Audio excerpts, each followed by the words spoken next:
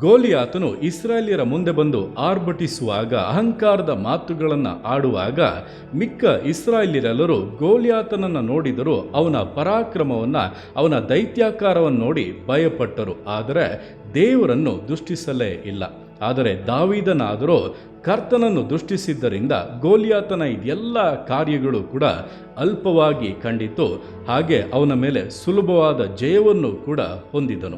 ನಿಮ್ಮ ಜೀವಿತಗಳಲ್ಲಿ ಕೂಡ ನಿಮಗೆ ವಿರೋಧವಾಗಿ ನಿಂತಿರುವಂಥ ಕಾರ್ಯಗಳು ಎಷ್ಟೇ ಬಲಿಷ್ಠವಾಗಿ, ಎಷ್ಟೇ ದೈತ್ಯಾಕಾರವಾಗಿ, ಎಷ್ಟೇ ದೊಡ್ಡದಾಗಿ ಕಂಡರೂ ಕೂಡ ಕರ್ತನ ಮೇಲೆ ದೃಷ್ಟಿಯನ್ನು ಇಡಿ, ಆತನನ್ನು ಆಶ್ರಯಿಸಿಕೊಳ್ಳಿ, ಆತನ ವಾಗ್ದಾನಗಳ ಮೇಲೆ ಭರವಸೆಯನ್ನು ಇಡಿ. ನಿಮಗೆ ವಿರೋಧವಾಗಿ ನಿಂತಿರುವಂಥ ದೊಡ್ಡ ಕಾರ್ಯಗಳು, ಬೆಟ್ಟದಂಥ ವಿಷಯಗಳು ಮೇಣದಂತೆ ಕರಗಿ ಹೋಗುವುದನ್ನು, ಜಯಗಳು ನಿಮ್ಮ ಜೀವಿತಗಳಲ್ಲಿ ಉಂಟಾಗುವುದನ್ನು, ವಾಗ್ದಾನದ ಪರಿಪೂರ್ಣತೆಗಳನ್ನು ಅನುಭವಿಸುವುದನ್ನು ನಿಶ್ಚಯವಾಗಿ ಕಾಣುತ್ತೀರಾ?